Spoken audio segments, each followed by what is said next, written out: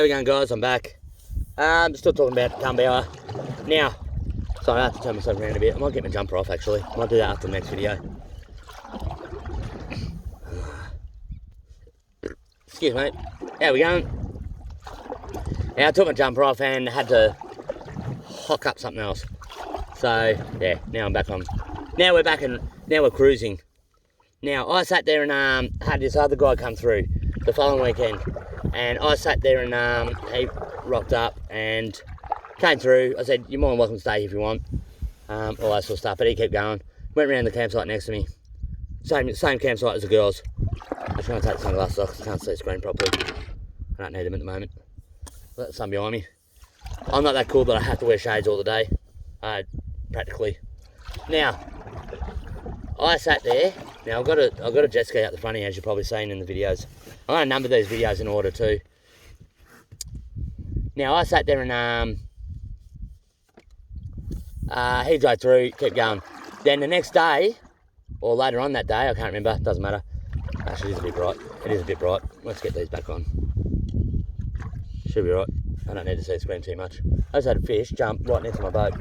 In fact, I've had fish jump out and hit themselves on the underside of either my, I don't know, because it was on the side of the river, and I was seeing a splash underneath it. Either the solar panel or the table. You know, they jump out, do what they do, and clonk like that. So I said, what the fuck? I could imagine a fish again doing human things. Sitting going, swimming around, what the fuck was that? That's not wasn't there before. So yeah. Yeah, so this guy came through. He stopped off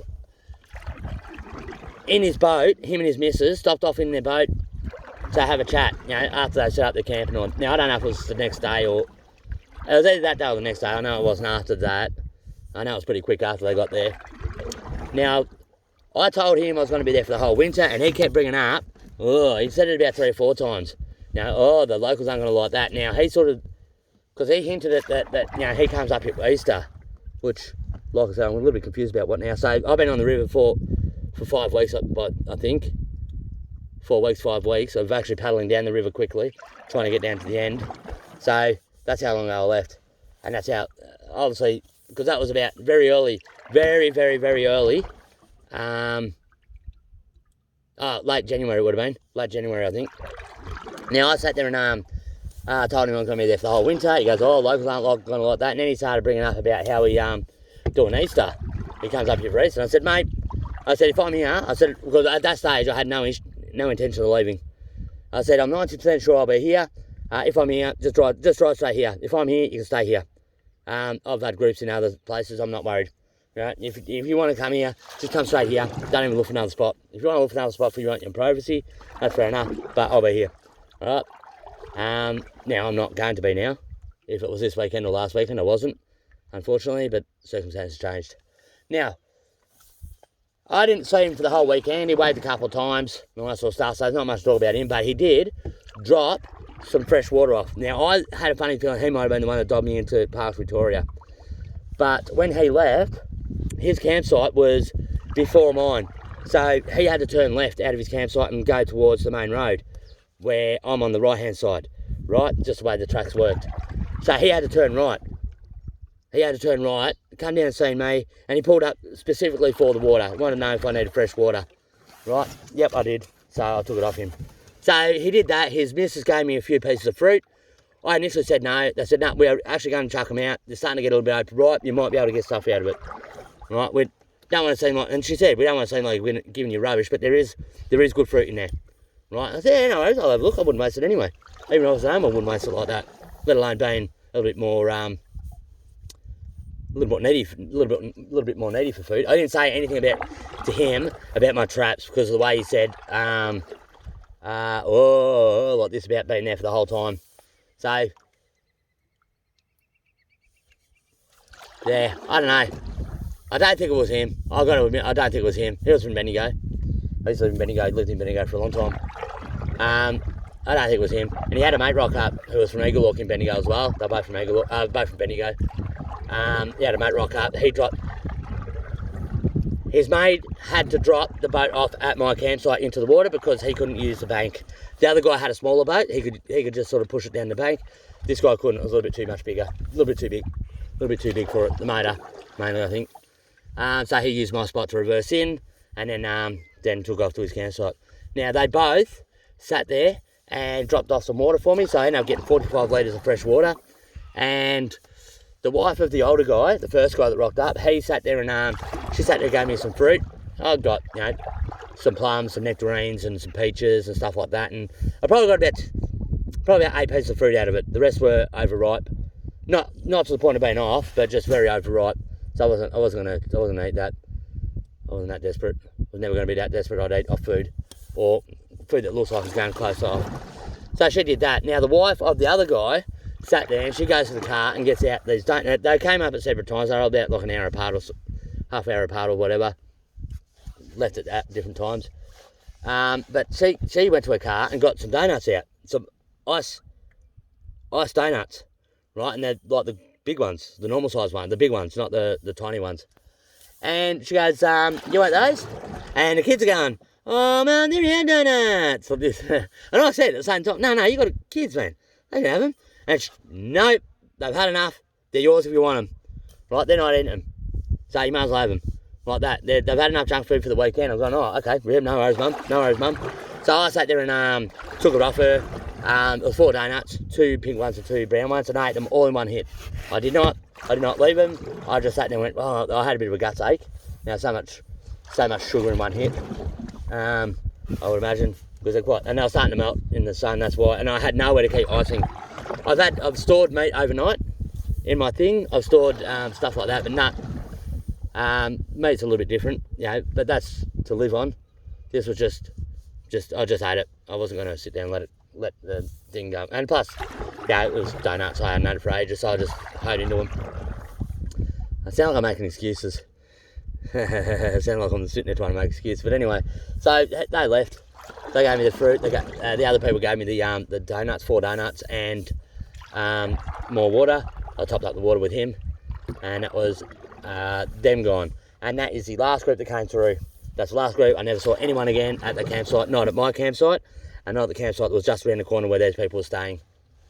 I feel like I'm going backwards. Because the wind's going against me, and you've got the water ebbing this way because of the wind, it looks like I'm actually no, it feels like, I don't know why it feels like I'm going backwards. It should feel like I'm going forwards.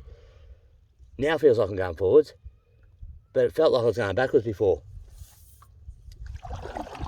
I had that feeling in my head, like that vertigo sort of deal. I don't think it's vertigo. It's not vertigo, I know that. But actually, I think it is vertigo with the balance and all that. I just felt like I was going backwards, but I don't know why it felt like I was going backwards. Maybe because the flow of the current is going backwards against the rocks on the side. Because it does it every now and again. I feel like I'm going backwards when actually I should feel like I'm going forwards, because I'm going past those waves twice the speed, let's say, as what I would be if the wind wasn't going against me. Oh, man, I feel like I'm waffling. Let me check. 70%. It's not going up very fast because I'm recording at the same time. Might have to stop soon. Actually, I'm pretty close to being at the end of Gunbower. That was it. I told you about the rangers. They came through. They kicked me out. I stayed another week. Now, I gorged on my tin food because I knew I was going to get to towns after that. So I gorged on my tin food. I sat there because what had happened about 2 weeks after, they said they were going to come back to me. I waited 2 weeks. They never come back.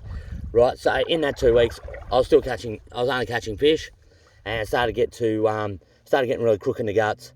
Started getting really, really sick and sore in the guts, and started even crapping not that well, and all that sort of stuff. And that was living on fish. I was catching fish every day, catching good sized fish every day, still eating very well, but it was just fish only, and everything started to turn. I was getting depressive too, because I knew that I think each day went further, and I started hating fish more and more, and I started feeling a little bit more crooked, more worse in the guts. And in the very last bit, I started feeling a little bit lethargic. So I was like, "No, that's it. I'm not gonna risk this.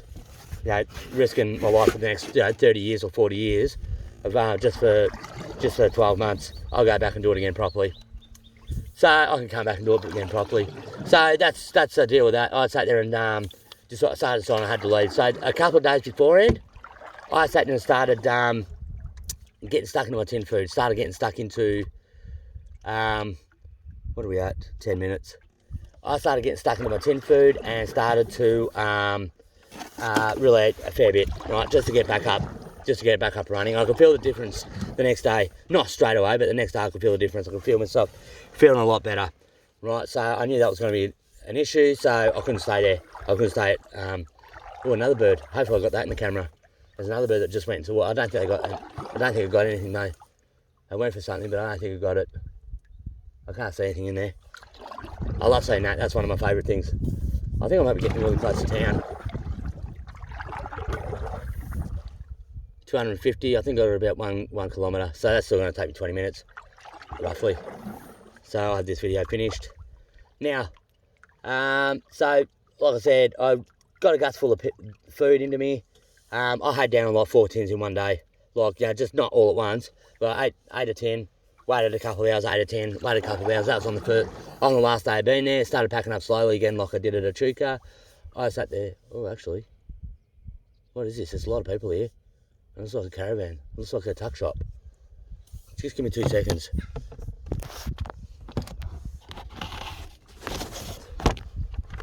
Where am I at? 50.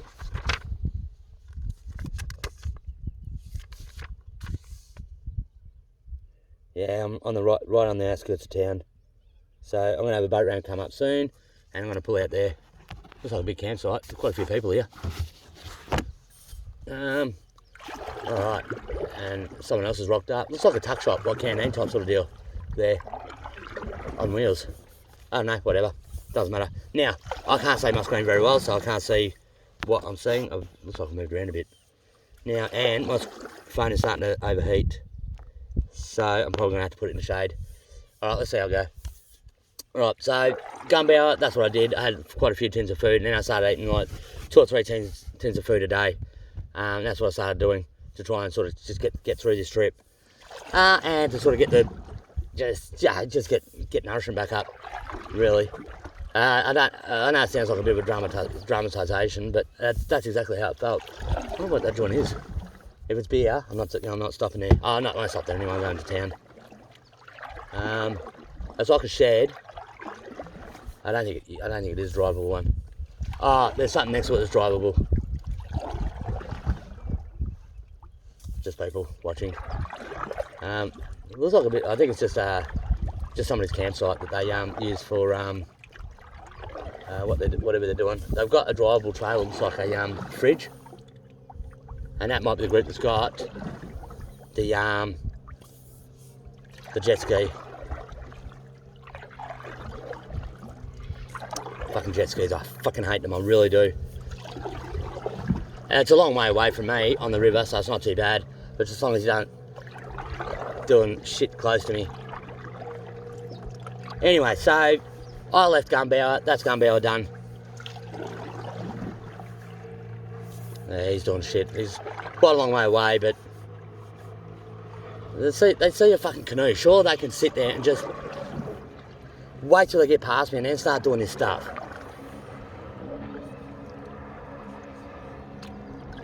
This is going to be quite bad, I think.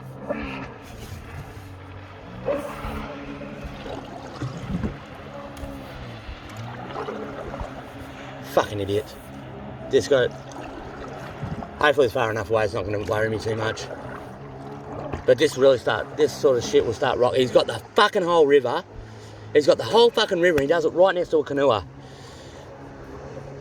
Jesus, he hasn't done it this bit. I can see all the way down there, and he hasn't done this bit at all until now.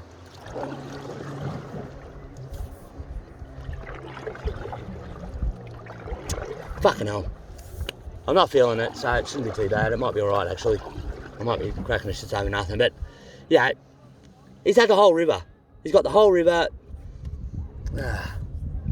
Anyway, so get to Gunbower. I sit down and start leaving Gunbower. I can feel it a little bit. I can feel a little bit, but it's not too bad.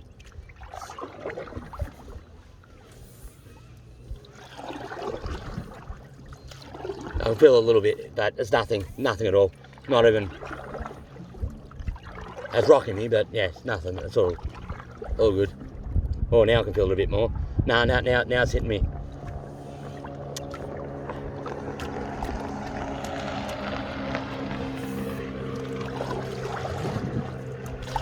And the problem with these cunts, if you ever fucking say something, you'll do a splash around.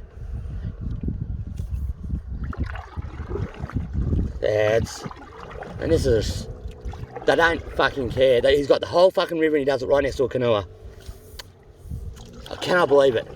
Cannot fucking believe it.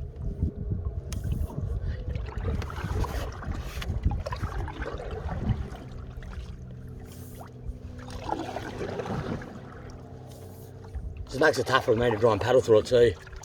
Really, I don't know. Anyway, so Gunbower, I left there. Alright, packed up, left there.